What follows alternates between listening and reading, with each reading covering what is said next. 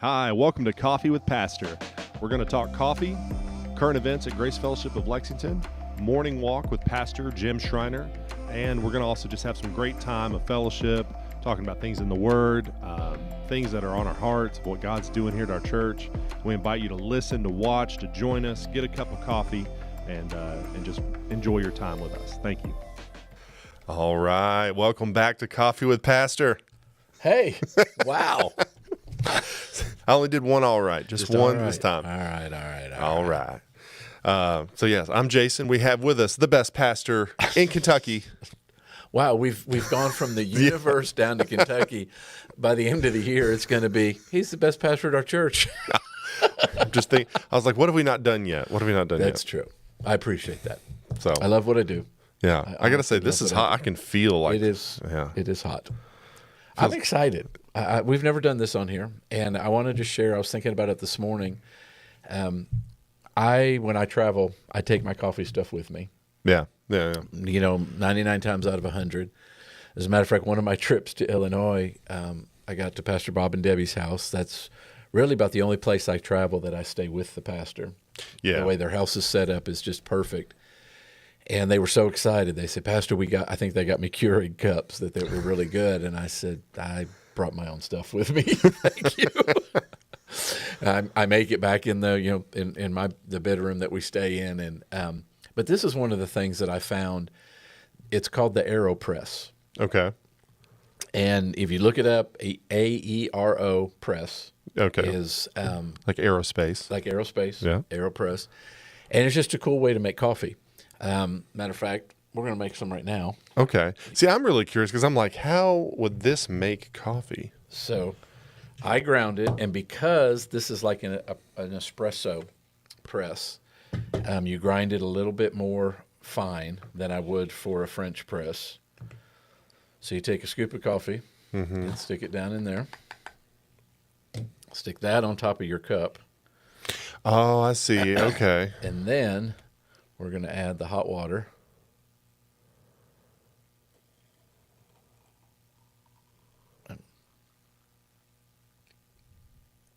Now, the funny thing is, according to AeroPress, that's supposed to be 4 cups of coffee.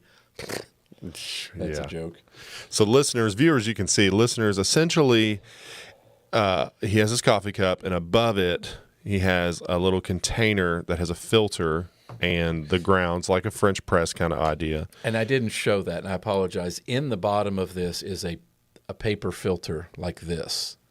Yeah. It goes in the bottom of this, so it keeps most of the grounds. And to me, it reminds me, it looks like, that's cool. It looks like you took a French press and a pour over and combined them. Yeah, and that's really what it is with the filter, and you'll hear it. Are you pressing pretty hard on that? It looks like you really got it. Yeah. And there's a cup of coffee. That's pretty cool.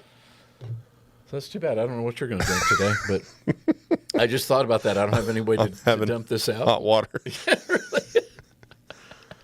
Anyway, here's a cup of coffee for you. You take that one. Oh, here, we can split it. Can you pour? I don't know if will it dump everywhere? No, I don't think it will. If you want to pour half of that in, because it is really an espresso shot. All right, here we go. We'll put this in here. We'll see how well you can pour. Not bad. There. Smells delicious. I'm going to take one of these and use it as a napkin. Yeah.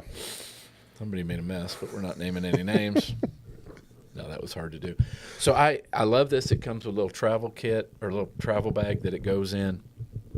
Everything that you need. And so I don't take a grinder. I usually grind the coffee before I go. I have a little container about that big that seals the coffee. Yeah. And I'll figure out how much I need for the trip. But I'll take this everywhere. And I have a water pot that it's silicone. Okay. And you can compress it down to like that thick. Oh, so it stows really easy. So it stows really easy. And it's when we were traveling all the time, we were out of the country twice a month for about 5 years. You learn to take as much home with you as you can. Because you're living out of a suitcase, you're living in hotels, and people think, oh, that must be so glamorous. And Listen, I love what I do. I love the travel. I love to travel and minister. But you see, basically, most trips you see the hotel, the airport, and the church. Yeah. And that's it. And our schedule is always full. We've kind of, toward the end of our travel, we kind of changed that, and we started making days. Yeah, get a day in. Yeah. To get a day of rest in, to get a day to sightsee or whatever it was. But Yeah. which is everything I've got on the table, those of you, the viewers, those that are watching, except for the ark that my father-in-law brought me from Israel. Everything else is from travel That's of places cool. we've been. And Yeah, you've shown the ship. Was that from? that's from Portugal. Portugal. And actually, my dad went, and we've talked about it in the past. I won't go into great detail again, but my dad went on a missions trip. My goodness, I bet 45, 47 years ago, Yeah. at least, to help build a Bible school in Portugal. Yeah. Yeah. And That's so cool. this is how amazing God is. He'll never forget any seed that you sow. I went and visited that Bible school and found out it was the one my dad helped build.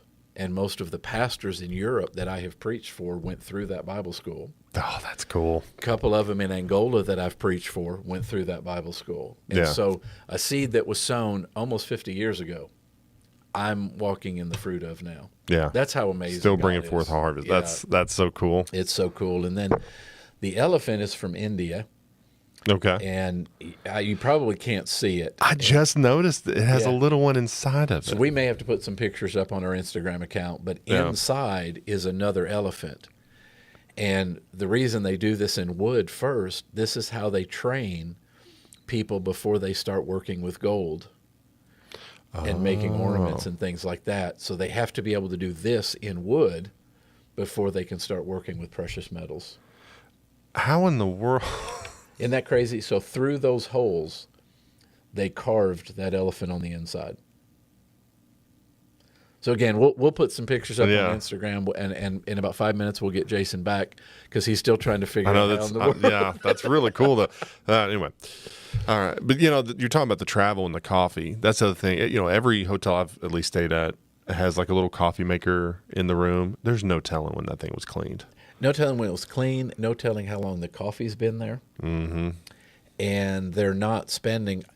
When our hotel here locally that we use, the DoubleTree, Yeah, they did a complete remodel. I think it was 2 years ago, and really, I mean, it's a beautiful, beautiful hotel, nicest hotel in the area, really. And we did the tour. Pastor Eric and I went and took the tour, and I said, why don't you put in each room, or even some of the rooms, a water pot, a French press, a grinder, and then have local coffee here? yeah. I said that you could advertise that, that. And she really loved, the sales manager loved the idea. I don't know if they've ever done it, Yeah. but if you're going to go, you're going to pay that much for a hotel room. You want the little extra things. Yeah. And yeah, I stayed at a hotel just a couple weeks ago, just in Louisville, and I don't know, just was lazy and didn't want to get out and get a cup of coffee, so I made one in the room, and it was, oh my gosh. And then it reminded me, this is why I like nice coffee. I like good coffee. Because it was terrible. Now, so speaking of good coffee, that's what we're having, right? This is what we're having so today. What is this is what Natasha Philpott, our secretary, our executive assistant, Yes. is a better way to put it, got this for me a few weeks ago, called City Girl Coffee Company. And it is woman-owned, female-owned. And so this is actually coffee from Peru, and never had it. Today's the first time. But it does say drink as soon as possible. Does It does. It says 2 tablespoons of ground coffee adjust to suit taste, suit to taste, and then drink as soon as possible. So we'll see. That's good. I mean, I'm having it black. Is it That's good? It's good. And I like this. Again, I'm not, no sponsorship here, but if you like coffee and like to travel and make your own coffee, this is really the easiest way to do it. Yeah. You make it a cup at a time and take your grounds with you or buy coffee when you get there. That's really cool. I really. That's hot. really I just like touched that. it. Yeah, it's just poured a bunch of hot water through that, Jason. Don't touch Crazy how the that works. boiling hot water pot, the side of your arm. Yeah. Here, let me. No, it's okay. We're Okay, good. I'm We're gonna good. move that away from you. I was checking this out, and I sure did. You only do it once, though. You only do that once. That is good coffee. Yeah, it's pretty good. Excuse us for a second. I like that. Yeah. I got to commend. Which, again, we're not selling this, but we are selling Coffee with Pastor Signature Roast. Yeah. And the sales have been phenomenal. They really have. We've had an outstanding reception for it. I think since we started, we've sold 74 bags. That I didn't know that many. Wow. Yeah. And so getting ready to order again, and we're working on a date. We're going to do the podcast from Fourth Level Roasters. Yes, that's here in the Lexington. works. And he's excited about it. I'm excited about having him on the podcast. He's got a great testimony. They started this coffee shop from a word from God. Yeah. It's really cool. They're like us. They're family. That's how cool. I feel about him. So I'm excited about doing that. We're going to invite. We'll make sure to announce it. Yeah.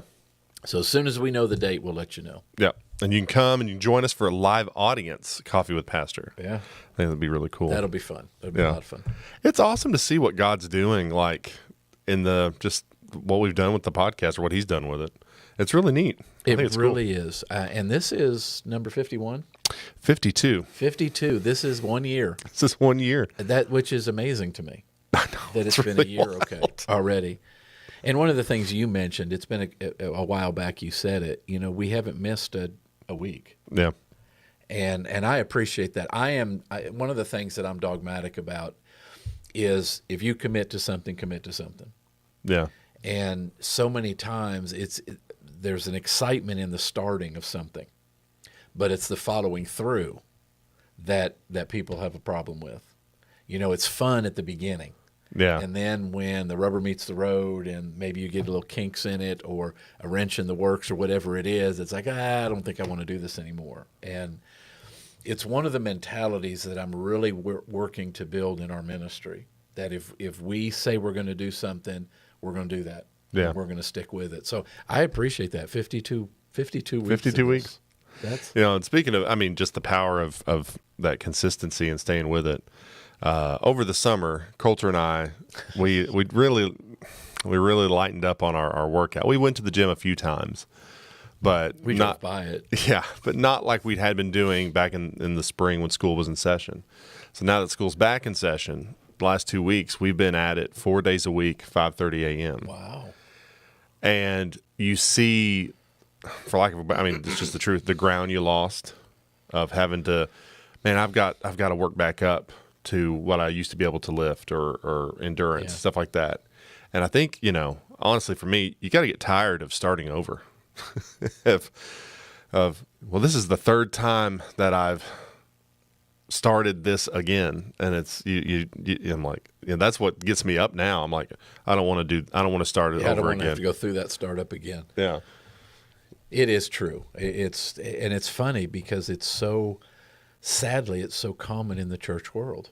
Yeah. That we like new things, and once the newness wears off, and so churches feel there's a pressure, even in the moving of the Spirit, even in the operating of the gifts of the Spirit, there's a pressure. It's not a godly pressure. It's not a pressure we give into, but there's a pressure of, I got to come up with something new to keep the people excited. Yeah. And listen, if you're in ministry, want to be in ministry, whatever, you cannot fall into that trap. Mm-hmm. Because what's going to happen is it's going to become performing for the people and trying to figure out, well, what can I do to motivate them? And it's the same with praise and worship. It's you guys lead. That's the purpose behind worship leaders, is to lead. And you can fall into, well, maybe if we had smoke machines, or maybe nothing wrong with those. Yeah.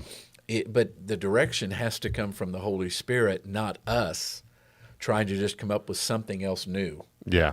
Because the old thing wore off. Now let's come up with something new. And it's one of the things Pastor Eric and I were talking about it just yesterday, that how many things we have going on. Mm-hmm. And how many people we have involved in the things that are going on. And that's an awesome thing that God is doing, that people are so excited, not just about their walk with God. I want to be careful how I say it. But they're also excited about hanging out with their church family. Yeah. That's what's so cool to me. Yeah. And so the key is you just listen to the Holy Spirit. It's not trying to come up with some new ad campaign or anything like that. It's what is God saying to do? What is he telling us to do? Yeah. And that's what matters. Yeah. I love you got your servant heart shirt on this morning, and it says it on the back. Grace Fellowship on the front, and then it says servant heart on the back. Heart on the back. But yeah, I mean, we had the last servant heart dinner we did was what did we have 120 volunteers. No, I think we had 88 invitations. Okay. And I think we ended up with 70. Yeah. And I mean, I had a pastor, we put pictures up on social media, and a pastor texted me and they go, your servants, your volunteers are bigger than my entire church. I mean, that's humbling. It's so cool. It is awesome. That whole heart to. We went to Pastor Eric yesterday. There was a funeral. A father of two of our a brother and a father of two of our members. One's a father. One was a father. Yeah. He was a father to his daughter and a brother to his sister. And I didn't want you to think that was a weird family tree. Yeah, weird Kentucky thing. And it was so cool because it was a drive. I mean, we were out. Oh, really? Yes. And a little place called McKee, Kentucky. And it was so cool to see the people that came from church just to support their sisters in Christ. Yeah. It was such a neat thing. That's cool. And it blessed Pastor Eric and me because, they introduced us to everybody. They wanted, she wanted them to meet their pastor. And everyone told me the exact same thing. I have heard so much about you. Oh, really? I have heard so much about you. And I'm like, is that good? Or What have you heard? Yeah. What have you heard before we go any further in this conversation? But it was just neat how there's one couple that feels like, it doesn't feel like they know it's what they're supposed to do as a part of the body. Yeah. And they go to as many of those things as it blessed me. Yeah. That's their heart. Now, I don't have time for this. That wasn't it at all. It was, we're family. Of course we're going to come. Yeah. That's the mentality, the community that I have felt so strong that we need to build. Yeah. And we're seeing it. Yeah. We're seeing it. Yeah, it's really awesome. It's awesome. It's God. It's what we've been believing for a long time. That is really smooth coffee. It is really good. That's good job, Tasha. And I appreciate real quick. I you're good. appreciate everybody that sends or brings me coffee. Yeah, I really do. I try all of it. I'm not going to tell you I drink all of it. I drink coffee, but I don't drink that much coffee. Yeah. But I do try all of it, and I greatly appreciate it. And I had one woman that came and said, they were so excited they brought me this coffee. It was a local roaster, and I said, oh, I've had that. Like, oh man, I'm trying to find something you haven't had. Well, it's hard. I mean, 52 episodes, a full year, and we really haven't repeated much coffee. No, we really haven't. And that's hard to do. I think the one we've done more than anything else is every so often we'll go back to the Kopi Luwak. Yeah. Just because it's Kopi Luwak. Yeah. That or we've done a couple of the Nespresso. Yes, we've the had Nespresso, some of that, yeah. We've done that a couple times. And again, I truly appreciate those that have been, I feel like we're looking back over the last year, but that have really been a part of the podcast, that have picked it up, that have shared it with people. Yeah. I love, this was Jason's idea. I mean, he came to me and said, we're not doing radio anymore. How about if we go this direction? And podcasts are what are really hot right now. And it was the Holy Spirit's direction. And there's no question that what we've seen and the impact we've been able to have. I had this idea. I said, it's called Coffee with Pastor. I just need a pastor. Any ideas? Who could we get? Who was it that said, you've really got this scam going really well? Well, I won't throw him under the bus. But yeah, someone was like, that's a genius idea. You got coffee to share pastor to share his coffee stash with you on a weekly basis. Really, you get to drink really good coffee once a week with pastor. Yeah. So I'm sure that's not the motive. No. Our next podcast is Driving Mustangs with Pastor. Yeah, really. Yeah. Riding a Mustang with Pastor. That's more accurate. It's a 5-speed. I'll be honest. It's a stick, so we're not going anywhere if I'm behind the wheel. And we will do a podcast in the Mustang. That will be cool. And I'm really close. The wiring, basically, except for the headlights and the front turn signals, the wiring is all done. Yeah. So the engine compartment, I ordered it's gorgeous. I ordered a chrome air cleaner that sits on top of the carburetor. The round I was like, I don't even know what that word is. And I can tell by the look on your face. And so I've told everybody. I texted Dr. Barkley and sent him a picture. I have a group of guys that have helped me with the Mustang, and I texted them and I said, my understanding is making it chrome adds 10 horsepower. Yeah, at least. And everybody's reaction was the same. Dr. Barkley said, "Oh yeah, that's written. Every piece of chrome adds 10 horsepower to your car." So, like, I bought a chrome alternator. But you don't have to. But man, I want you when you open the hood to just like, I mean, it really is impressive. There's no hood on it right now, but when I've seen it, it just looks. It doesn't look, I popped the hood of my car and it's all crammed in there. I mean, it's a modern, newer car, but it's crammed in there and it's covered with plastic cover. Yeah. Everything's got a plastic cover on it. And it's just, there's nothing neat about it. But then, you open yours and it's I'm trying to think of how to describe it. It's just different. It has such a great look. It's artistic as well as it's functional. Yeah, it really artistic, I think, is the best thing, and that's what I'm after. Like every wire, I've got multicolor wires that go to, like, for the heat and the air, the alternator, and all that kind of stuff. But they're all wrapped in black. Yeah. So it just kind of blends into the sides of the engine bay. The engine bay is a matte black. And I reached out to Dr. Barkley, who's a hot rodder, and I said, what do you suggest? He goes, I do all of mine matte black. For 2 reasons. He said it makes the engine stand out. Yeah. And when you drive it, you can just hose it down. Yeah. You're not having to go in and wax it and polish it and do all that kind of stuff. You can just spray it. And that's what I want. This is going to be a functional driving car. Yeah. Now, if it looks like rain, it's not leaving the garage. But any other day, it's going to be out on the road. That's cool. Yeah. That's cool. So speaking of, you were talking about Dr. Barkley, but we do have tomorrow night. Tomorrow night is Brother John Avanzini. I almost said Jan Avanzini. Yeah, Jan, that's Brother John Avanzini tomorrow night at 7. 7 o'clock Friday night. And then 5th. Yep. And then Sunday morning at 10. We'll do one service Sunday morning, a combined service at 10 o'clock. And man, if you can make it out, I just highly recommend it. Yeah. He's 89 years old and still traveling and preaching the gospel. Yeah. And I so enjoy just my time with him. Yeah. I mean, he's outstanding. He's a great man of God. Probably, I can't say that anymore because I've met so many nice ones. Dr. Barkley is one of the nicest men I've ever met. Dr. Michael Jacobs. And I've had from the past, Pastor Callahan, Bobby Jean Merck, Elaine Homer. But Brother John has such a sincere heart for people. I think it's one of the things. I love his teaching. Don't misunderstand me. Yeah. But he wants to be in service early. He wants to stay after service to greet the people. He doesn't run out. He's not a come in late, leave early kind of guy. Yeah. He says, I want to, and he'll always tell me, he goes, I'm so honored these people came out to hear me. And he's sincere. Yeah. It's not like he's saying that because it's the right thing to say. He honestly, he goes, I can't tell you. And he goes, I love coming here. Yeah. And, the last time he was here, he was flying out Monday. And so I said, Brother John, what do you want to do? And he goes, well, I'd like to meet you for breakfast. So Elizabeth and I came. We met him for breakfast. She had to go back to the house.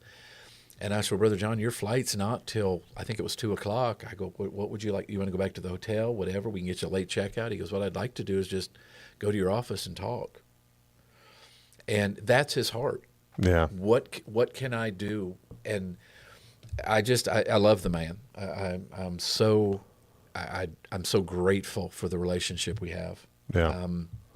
I draw on it. I really do. I love hanging around him, love listening to him talk, love to hear him tell stories. That's so cool. Yeah. At least in the time that I've got to be around him and stuff, especially for someone that has done so much or has had so much success. I don't know what the right word is, but Yeah, no, I think it's the right way to say success.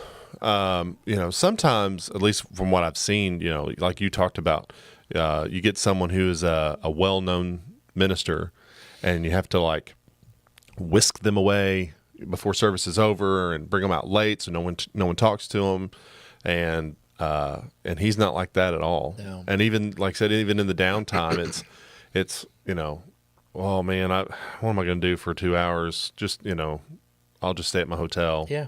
He wants to. That's just really cool. It really, and again, Dr. Barkley is the same way. He's the last time I periodically go up, and the situation when right now with my wife's parents and taking care of them, it's changed a little bit. But I love to go up and spend time with Dr. Barkley at his church. Yeah. And it so blesses me. The first time we went, we were blown away. My wife and I were blown away because he told us, he goes, come around to this side of the church. There's a garage there. There'll be somebody waiting for you. And he had people waiting for us, turned our car around for us, had a meal for us afterwards. We took them to lunch the next day. Every time I go, he'll call me on the way up. Or, what time are you going to get here? Are you going to be here in time for church? And that's my whole purpose for going. But he'll always ask, can you be here for church? Or are you going to be here early enough we can go out and get some coffee? And he goes, I'll come pick you up. And I'm like, Doc, I can meet you anywhere. I've got a car. Yeah. No. I'll just come pick you up. And just the willingness and desire to want to actually spend time and impart. Yeah. That I talk with our staff about it quite often, that we can never get so busy we forget that it's about the people. Yeah. And I encourage you. No, you're good. You keep going. But because we're here for the people. Yeah. And we can get so busy we can forget that. Yeah. And I want it. My goal as the pastor. Yes, I'm to teach. I'm to preach. I'm to bring revelation from the Word. Yes, but I want people to feel like if they're talking to me, they're the most important person on the planet to me. Yeah. In that moment, and there's so many habits that we have that you have to break to let people know that you care about them. Yeah. If I'm sitting there talking to somebody and they're constantly doing this, what they're telling me is, I don't have time for you. Yeah, wrap it up. Yeah, wrap it Yeah. up. Do you understand how busy I am? And the people that I enjoy hanging out with never give you that impression. They never are. I met a pastor. It's been a few months ago. I met a pastor, and in my mind, I'm thinking we'll spend about 45 minutes or an hour together. I think we're having breakfast together. When that's done, I got stuff I got to do, Yeah. and I drove a ways to get there for breakfast, but they needed to talk. Yeah. And 2.5 hours later, I was on my way home. And because that's what I would want somebody to do for me. If I needed somebody to talk to, if I don't want them to go, okay, I'll give you 3 minutes. And if you can be done gracious. in 3 minutes, and I've had that. Yeah. I've had those kind of relationships, and you feel like you're a burden. And in ministry, you can't do that to people. Jesus would pull his disciples aside, and even after preaching for hours, would still pull them aside and impart into them. Yeah. And explain, this is what I was talking about. So it's a heart I never want to lose in ministry, no matter how far this goes, how big it gets, however you want to label it. I never want to lose that heart towards people. Yeah. Because without the people, we ain't got nothing to do. That's right. So I wanted to, while we have a couple minutes here, I just felt like this fit really well. Dr. Barkley's been sharing these sort of fathers in the faith posts, and it's been really cool. So he shared about Lester Summerall and then John Osteen. But I love that, that same heart is the heart that you have. You talking about Brother John Avazzini and Dr. Barkley himself. And just, I don't know, those pictures are really cool. Those They posts really have been are, cool. because there's so many in this generation of ministry that they want to take credit for everything that's going on. Yeah. Look what I did. I'm going to tell you something. In ministry or in your walk with God, when it becomes I, me, I, you're on dangerous ground. Yeah. And I'm so honored. My pastor, Pastor Callahan, for 34 years, we wouldn't be here Yeah. without what he instilled in my life. And when he went to heaven, when he went home, I'm so grateful for the other ones that God has connected me to, because the Bible says we're going to reap where we did not sow. And that's talking about the end times, that we'll reap where we did not sow. And so we've got to realize seed has been planted generations before us that we're just stepping into the harvest of. And so I believe, I honestly believe what's going to mark the difference in this end time move of the ones that God's really moving through are the ones that are honoring their past. Yeah. And not forgetting it. And it's huge to me. That is, I mean, I have pictures, if you ever come to my office, I have pictures in my office, outside my office, of the past. Yeah. Of ministry with my pastor, Pastor Callahan, with Dr. Barkley, with Michael Jacobs, with William Bumfus, with, John Avanzini, because it reminds me, this is where you've come from. Yeah. This is your heritage. Don't forget your heritage. Amen. That's good. That's really good. Well, I think we did good for a 52. We did pretty good. So happy 1 year. Yeah. Yeah. Happy 1 year. That was a high five if you. No cake or nothing, but good coffee. I've been going to the gym. I can't have too much cake. All right. All right. Well, thank you all. And again, join us tomorrow night, 7 o'clock. Brother John Avanzini will be here. And then Sunday, 10 a.m., one service, Brother John Avanzini. We'll see you then. We'll see you then. Bye.